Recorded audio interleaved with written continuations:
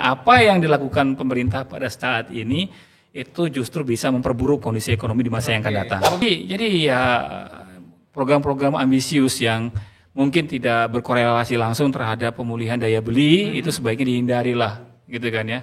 Kita selalu sepakat bahwasanya harga barang kebutuhan barang bahan pokok itu kan naik ya. Kalau misalkan berhadapan dengan hari-hari besar perayaan hari besar keagamaan, contohnya Ramadan sebelum Fitri.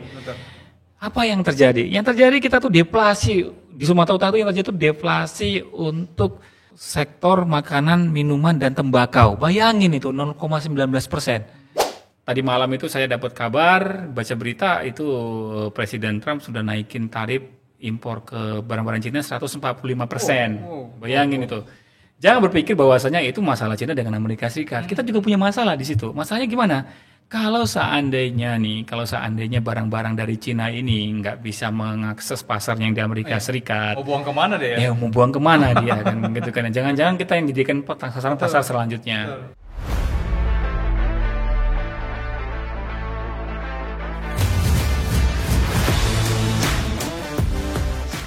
Assalamualaikum warahmatullahi wabarakatuh. Ahoy, ketemu lagi di Bisnis Corner kita pada siang hari ini, hari Jumat ya.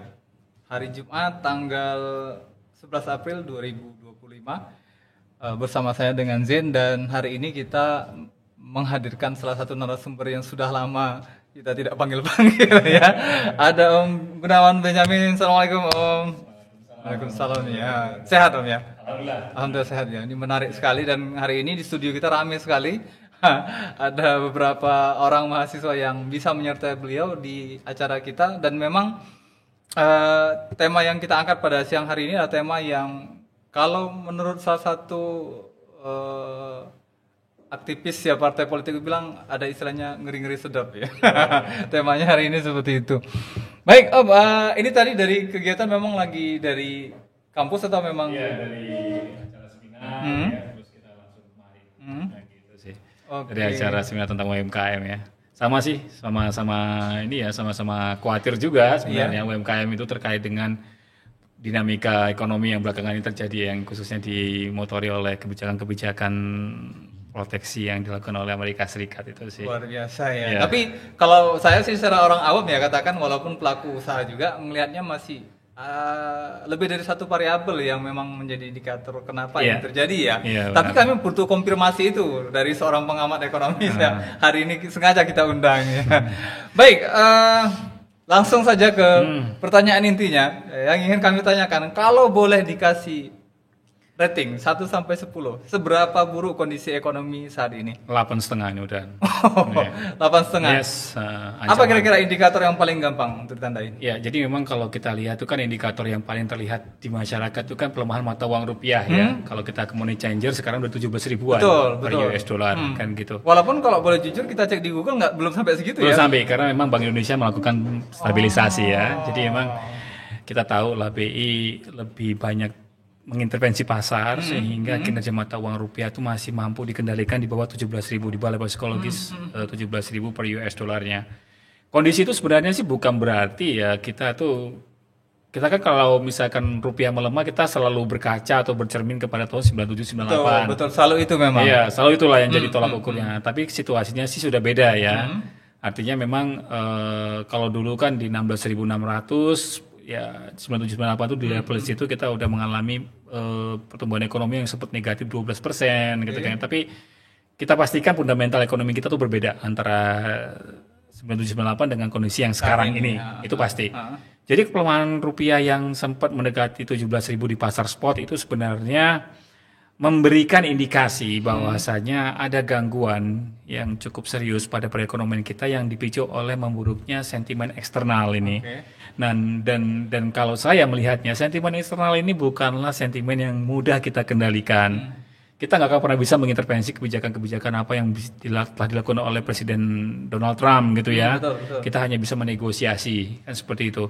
Nah, hal-hal seperti itu tuh yang seharusnya membuat kita lebih waspada terkait dengan kemungkinan-kemungkinan yang katakanlah memang ada kemungkinan-kemungkinan yang belum bisa terkonfirmasi apakah arahnya itu positif atau negatif di masa yang akan datang, kan gitu ya. Tetapi kan kita bisa melihat dengan situasi yang sekarang bahwasanya ada kecenderungan bahwasanya ekonomi kita itu tengah berada dalam situasi tekanan yang cukup signifikan dan ketidakpastian yang akan terjadi di masa depan itu lebih cenderung merugikan ekonomi kita nantinya. Itu sudah pasti seperti itu. Ada tekanan laju pertumbuhan ekonomi yang membuat kita bisa melambat atau kemungkinan kita juga ngikutin resesi di negara lain. Ada kemungkinan pelemahan mata uang rupiah, inflasi yang tinggi, ya kan, perlambatan penyerapan tenaga kerja, peningkatan angka kemiskinan, itu semuanya itu kompleks ya. Tergambar pada hari ini ya. Jadi telanjang kalau kita bilang. Iya, jadi kalau misalkan kita melihat dari kacamata duduk, melihat ke depan, itulah yang tergambar. Itulah ketidakpastian itu. Nah, ketidakpastian itu adalah diantisipasi dengan mitigasi kebijakan-kebijakan apa yang bisa diambil untuk menghindari kita dari kemungkinan tersebut gitu loh. Satu hal yang perlu saya tekankan adalah kalau kita berpegang pada satu hal yang sifatnya itu katakanlah statement-statement yang menenteramkan gitu kan ya.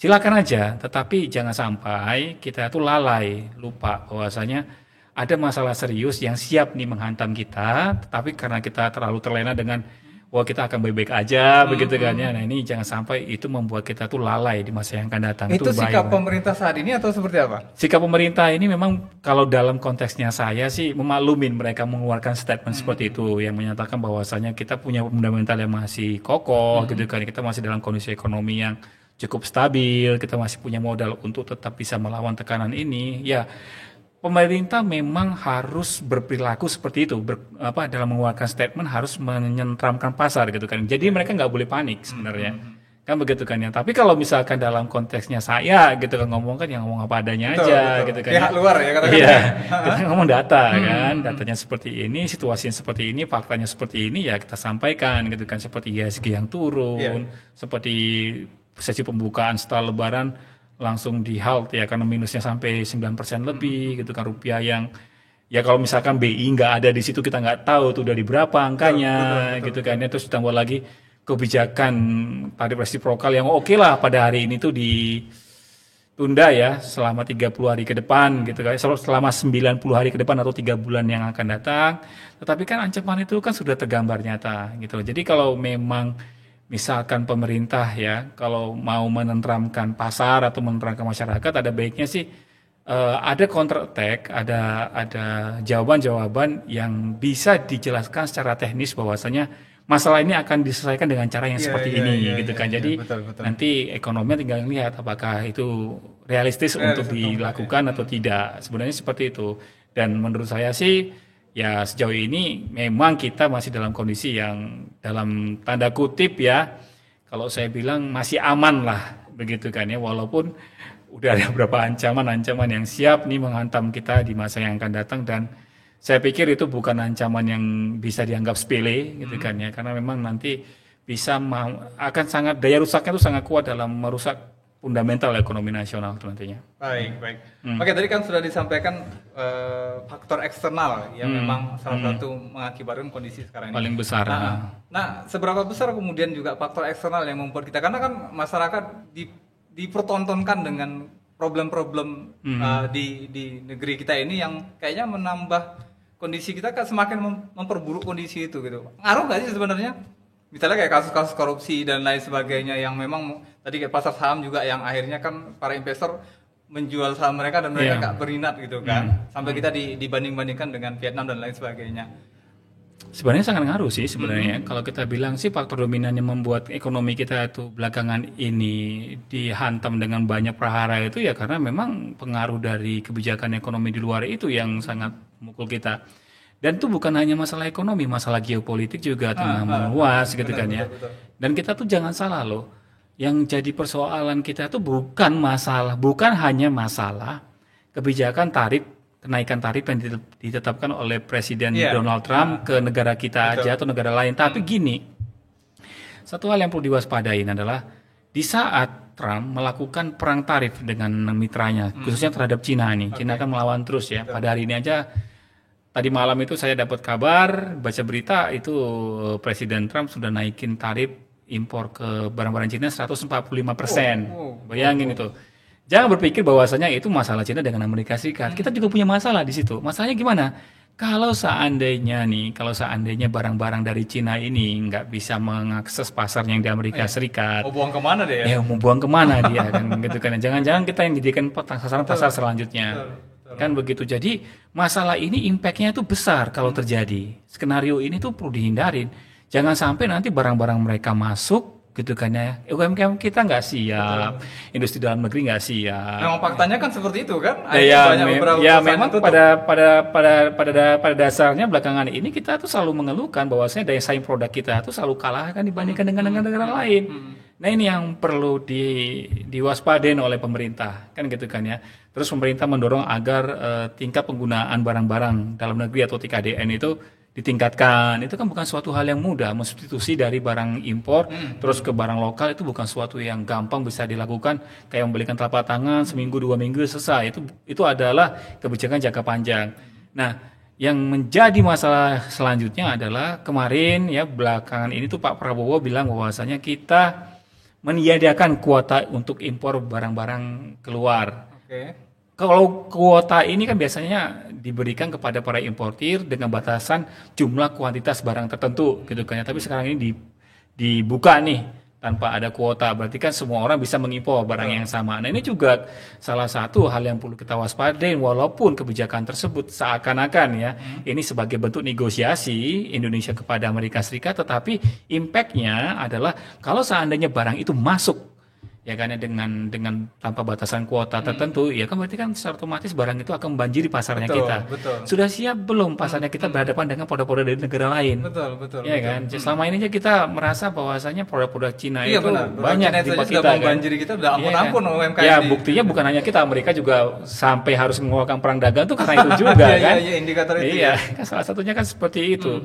Jadi kita tuh kayak dalam posisi terjebak antara maju untuk membuat kebijakan tertentu atau justru kita mengalah atau mundur dengan kebijakan Presiden AS gitu kan. Semuanya ini dua-duanya punya komplikasi ekonomi yang rumit yang membuat fundamental ekonomi Indonesia itu bisa aja nanti terus tergerogoti. Contoh, kalau misalkan kita melawan ini, kita maju nih berhadapan dengan Amerika Serikat, dia naikin tarif resiprokal 34% gitu kan ya. Terus kita naikin tarif juga seperti itu. Nanti kasusnya sama aja kayak Cina kan dinaikin lagi gitu kan ya. Terus kita kesulitan untuk mengakses beberapa barang modal atau bahan baku yang dari Amerika Serikat. Itu kan berbahaya kan. Nah, atau kita mundur itu artinya ya udah deh kalau memang Amerika tuh maunya begitu, kita terima logowo, saya nolkan nih tarif ya masuk ke barang dari negara lain, khususnya dari Amerika Serikat. Kita membunuh UMKM kita sendiri, kita membunuh perekonomian kita sendiri. Kita nanti sama aja membunuh para petani-petani kita kan. Mereka juga nggak punya kreasi dong. Kalau misalkan nanti di 0% kan, tanpa ada batasan kuota, apalagi seperti itu, nanti beras masuk, kedelai masuk gitu kan ya. Terus industri tahu tempe kita mau kayak gimana nih? Nah, terus nanti neraca dagang kita mau seperti apa nih? Kan gitu kan ya. Jadi memang berhadapan dengan situasi seperti sekarang itu memang nggak ada teorinya, nggak ada di buku. Nggak ada di pelajaran kita belajar ekonomi sebelumnya. Ini adalah kejadian yang dalam kurun waktu hampir 100 tahun terakhir itu baru terjadi seperti ini. Baru ini. Ini merupakan bencana ekonomi yang besar ya kan ya yang diinisiasi oleh Amerika Serikat itu tadi. Menyalahkan Amerika Serikat juga nggak ada gunanya. Ya kan Presiden Donald Trump juga berpikir bahwasanya apa yang dilakukan adalah demi kebaikan ekonomi negaranya sendiri. Kita juga nggak bisa kan melarang dia, Pak jangan seperti itulah. Bapak memprioritaskan warga negara Bapak, tapi kami justru mendapatkan impact negatifnya gitu kan. Ya bahkan bisa dibilang negara kita kan juga nggak punya sikap sendiri kan negara ini kan. Dalam hal ini memang kalau kita lihat kita akan ngikutin apa maunya Amerika kan begitu ujung-ujungnya kan. Ya kan Vietnam contohnya dia ngajukan itu tarif dari Amerika Serikat itu barangnya akan 0%. Tolak ya kan, negonya ditolak gitu kan ya. Terus negara lain juga melakukan negosiasi yang sama dan barusan tadi saya pada kabar ada kemungkinan Cina juga akan membuka ruang negosiasi dengan Cina dengan Amerika Serikat. Jadi ya inilah dinamika yang mau kita hadapin ke depan dan sayangnya memang kita tidak memiliki instrumen yang cukup untuk berhadapan dengan situasi ekonomi yang seperti ini sehingga memang apa yang dilakukan oleh pemerintah nantinya bagaimana sih caranya menyelamatkan daya beli yang memang udah terpukul belakangan ini. Terus bagaimana menyelamatkan ekonomi itu bisa setidaknya tumbuh di atas 4%. Ini bukan perkara yang bukan perkara yang mudah nih untuk dieksekusi ini. Saya yakin ini semuanya akan butuh waktu, bahkan butuh periode waktu yang panjang gitu kan ya. Dan segala sesuatu yang instan dengan kebijakan yang instan seperti saat ini tuh ya, yang sangat dinamis, itu membutuhkan kebijakan-kebijakan jangka pendek yang efektif. Nah sayangnya kebijakan pendek yang efektif itu kalau saya nilai saat ini tuh sih belum ada. Atau karena memang negara kita sekarang lagi disibukkan dengan perkara geopolitik yang nggak ada berkesudahan ini? Geopolitik di sisi lain itu jadi ancaman juga gitu kan ya. Jadi begini, kita tuh punya pengalaman 2022 itu Rusia mulai melakukan operasi militer di Ukraina, sampai sekarang masih berlangsung. Awalnya itu kan membuat kita kelimpungan juga kan. Betul, ada laju kenaikan inflasi, ada rantai pasok yang terganggu, ABCD macam itu. Itu kan juga mendorong kekhawatiran kita terkait dengan kemungkinan lanjut tekanan inflasi. Dan sekarang masalah geopolitik itu juga terus ternyata meluas. Kita tahu Iran, Rusia itu tengah tengah melakukan perang urat saraf dengan Amerika Serikat terkait dengan militer, ya kan, Cina, Taiwan, begitu kan ya. Nah terus ada juga dari wilayah-wilayah lainnya seperti dari negara NATO, Jerman yang akan bersiap berkonfrontasi dengan Rusia. Satu hal ya yang mungkin bisa kita bisa kita rekomendasikan pemerintah adalah semua itu akan terjadi, semua itu sudah diinisiasi untuk terjadi, kan begitu. Jadi memang ada baiknya kebijakan-kebijakan itu punya opsi-opsi juga, punya plan A, plan B, plan C, plan D, begitu kan. Jadi kalau misalkan semua skenario buruk itu muncul, seperti 3 bulan yang akan datang, kalau seandainya tiba-tiba Trump menyatakan bahwasanya kenaikan tarif untuk Indonesia tetap di angka 34%, plus 10% untuk kebijakan tarif yang bersifat universal, berarti kan totalnya bisa 44, begitu kan ya. Ya udah, itu apa yang mau dilakukan? Kita punya waktu 3 bulan loh dikasih untuk bernapas ini. Belum lagi nanti masalah tensi geopolitik yang tiba-tiba aja bisa pecah gitu kan ya. Begitu pecah, kita harus ngapain dong? Kan begitu kan ya. Sejauh ini apa yang bisa dilakukan oleh kita adalah bagaimana menyediakan kebutuhan dasar masyarakat terjangkau, yang artinya kalau misalkan nanti terjadi konflik masalah ekonomi atau konflik masalah geopolitik atau perang, ya seenggaknya kita bisa makan. Kan kalau lihat dari program-program pemerintah seperti itu, seperti swasembada begitu ya. Jadi seperti itu, tapi kita juga punya alat yang kuat untuk melakukan konfrontasi baik dari sisi ekonomi maupun militer dengan negara lain. Itu yang jadi kekhawatiran kita, bahwasanya besar kemungkinan kita akan mengikuti ini apa yang dijadikan rujukan, apa yang diinginkan oleh negara-negara penguasa yang sampai saat ini menjadi the ruler country gitu ya. Contohnya ya Amerika Serikat gitu kan ya. Kalau Cina kan dominasinya lagi digerogoti sama Amerika Serikat di saat ini. Ya, gitu betul, dia. Betul.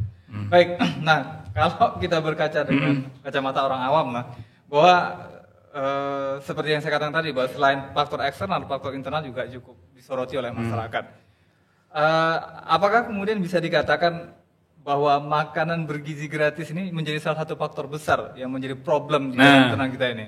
Itu dari sisi internal saya mengkritisi ya kebijakan itu ya. Kita tahu lah bahwasanya kemarin itu di tahun 2025 ini pemerintah melakukan efisiensi anggaran gitu kan ya. Kita berpikir bahwasanya itu untuk diperuntukkan makan bergizi gratis kan gitu. Ternyata untuk dijadikan modal membangun Danantara begitu kan ya. Ini kan sebenarnya juga kontraproduktif lah. Itu memang fakta ya? Ya, kalau kita lihatnya begitu, dari mana lagi kan gitu kan anggarannya kan. Benar. Ya, itu kan kontraproduktif dengan apa yang enggak related dengan kondisi-kondisi yang ada sekarang ini kan begitu. Nah, situasi ini nih yang sebenarnya jadi bisa jadi bumerang ini. Kalau misalkan efisiensi tetap dilakukan di tahun 2026, katakan demikian ya, terus dialokasikan untuk makan bergizi gratis di saat daya beli masyarakat terpukul, atau mungkin tadi ada skenario terburuk dari kebijakan ekonomi Amerika Serikat, atau mungkin ditambah lagi dengan masalah tensi geopolitik yang terus memanas, ini kan tentunya akan jadi masalah bagi perekonomian kita. Kenapa? Karena begini nih, kalau sampai ya skenario terburuk ini terjadi di masa-masa yang akan datang dengan pemerintah ngotot nih bahwasanya MBG itu harus jalan gitu kan ya, program itu harus jalan gitu kan ya. Nah, saya khawatirnya kita tidak punya instrumen apa lagi yang digunakan untuk menyelamatkan perekonomian kita itu tadi. Sementara saat ini Menteri Keuangan Sri Mulyani udah menyatakan bahwasanya kita udah defisit anggaran di atas 100 triliun begitu kan ya. Walaupun beliau tetap menyatakan bahwasanya masih dalam batas yang aman begitu. Nah, tapi kan kita kan nggak bisa menutup mata dengan kemungkinan pembengkakan defisit yang lebih besar. Kita juga dengan perang dagang kayak gini kita juga udah secara kasat mata udah tahu bahwasanya bagaimana nantinya neraca dagang ini bisa dipertahankan surplus kalau sementara ekspor kita terganggu gitu loh. Kita juga harus mikir bahwasanya kalau kita bicara sumut, gimana ceritanya ada perusahaan bisa survive di saat tarif impornya dinaikin, terus kita berharap dari komoditas yang diekspor dari Sumatera Utara itu bisa memperbaiki daya beli masyarakat di bawahnya. Kita kan lagi dalam kondisi di mana kita tuh transisi dari suatu ekonomi ke transisi ke ekonomi yang lebih buruk di masa yang akan datang. Kan gitu kan. Nah, ini perlu dipikirkan. Nah, makanya ada baiknya saya menyarankan kepada pemerintah untuk memikirkan ulang lah yang kebijakan makan gizi gratis itu kan ya. Apakah itu perlu dilanjutkan atau tidak? Atau sebaiknya lakukan komunikasi yang efektif ke masyarakat bahwasanya melihat kondisi tertentu seperti yang sekarang ini, sepertinya kebijakan tersebut tidak bisa dilanjutkan begitu kan ya. Karena kalau misalkan terlalu dipaksakan gitu kan ya, yang saya khawatirkan efisiensi ini udah jelas-jelas menekan daya beli masyarakat kita gitu kan ya saat ini. Kalau misalkan dilanjutin lagi, berarti nanti masyarakat nggak punya nih ruang pembangunan yang dilakukan pemerintah melalui APBD atau BN ini kan melemah, gitu kan. Terus masyarakat bisa berkembang dari mana, gitu loh ekonominya. Daya belinya itu bisa diperbaiki dari cara yang mana, sementara tekanan eksternal itu begitu besarnya, gitu kan. Jadi kita nggak punya, kita tuh dilingkari itu ya, dikelilingin dengan sentimen-sentimen negatif semuanya, yang bisa membuat kita tuh kehilangan kemampuan kita tuh untuk mendorong pertumbuhan ekonomi ke depan. Ini yang harusnya diwaspadain gitu loh. Jadi ya program-program ambisius yang mungkin tidak berkorelasi langsung terhadap pemulihan daya beli itu sebaiknya dihindari lah gitu kan ya. Atau bahkan program-program ekonomi pembangunan yang memiliki impact jangka panjang, misalkan pembangunan infrastruktur tertentu gitu kan ya. Itu ada baiknya juga dihindarin dulu.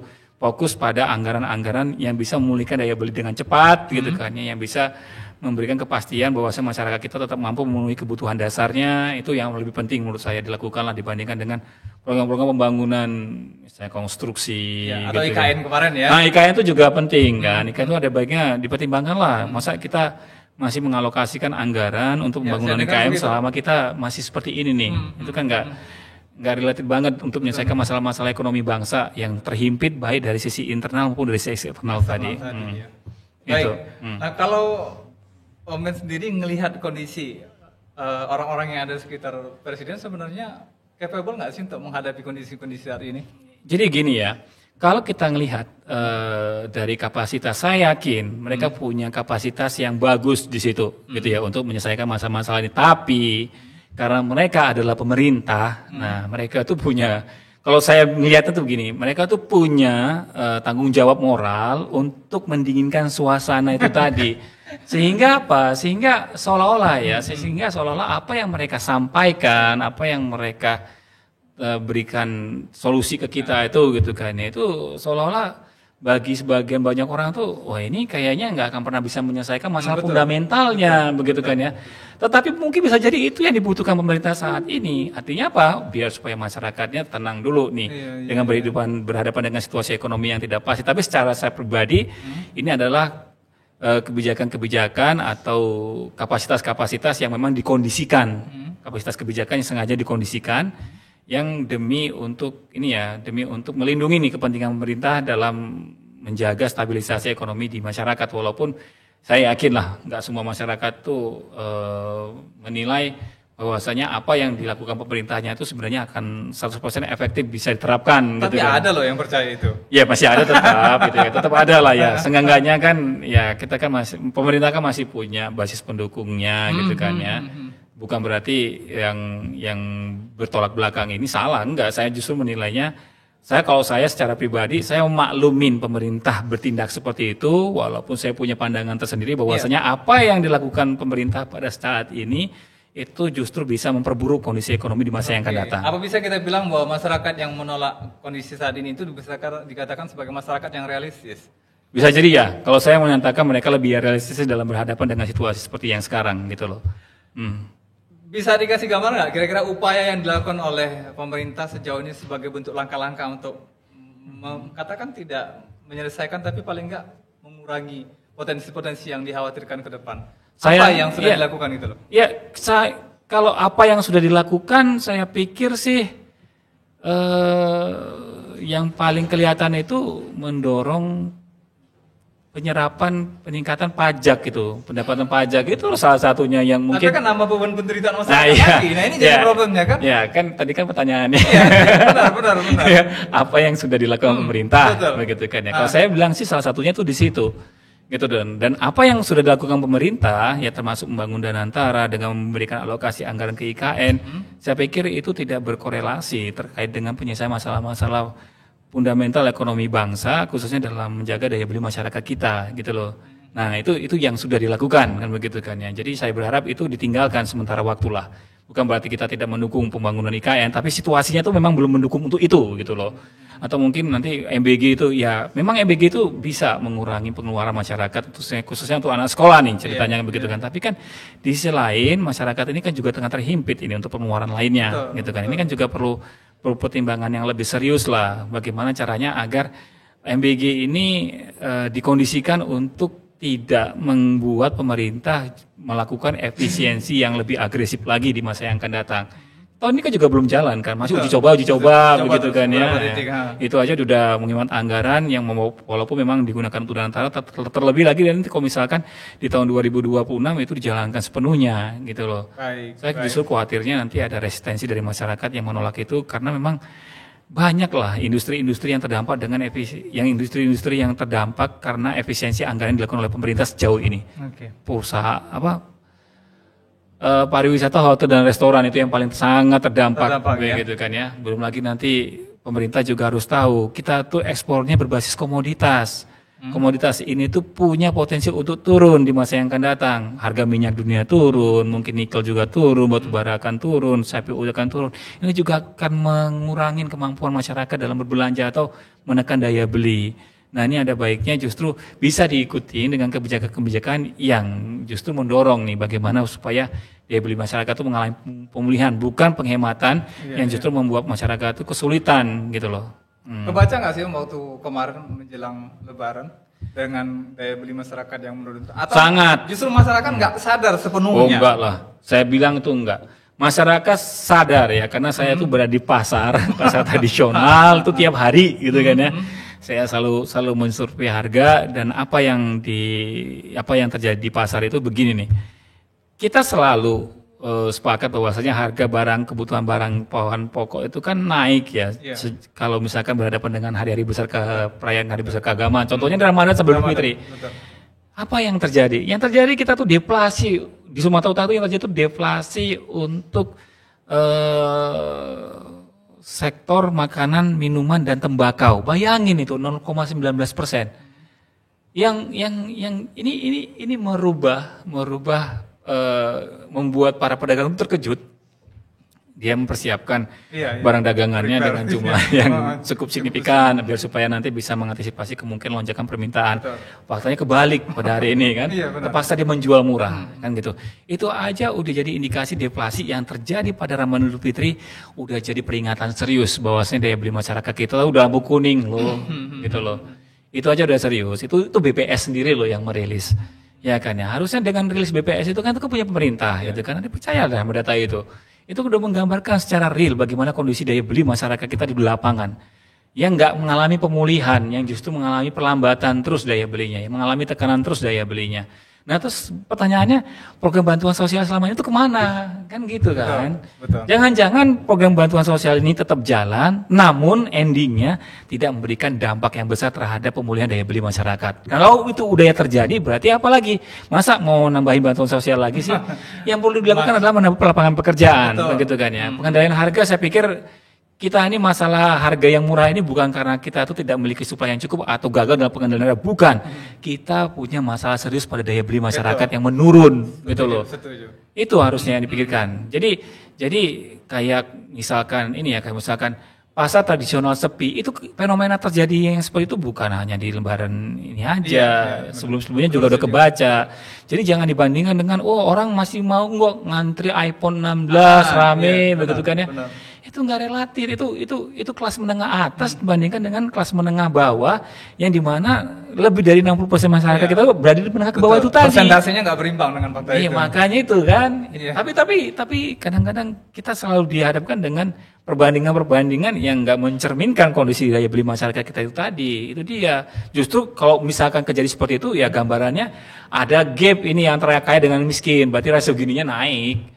Nah, gitu kan ya. Baik. Oke, kita tadi Ya. nyinggung dikit masalah Danantara. Ya. Nah, ada isu-isu nih terkait dengan Danantara ini bahwa program makan gizi gratis tadi adalah salah satu arah. Iya, di substitut dipindahin ya dari Iya. penghematan anggaran untuk pembangunan untuk Danantara. Itu kan juga kayaknya presiden lah yang ngomong itu kan. Benar. Itu kan udah jelas kan. Nah, yang menarik di sini adalah ada lagi isu tentang Lasmani.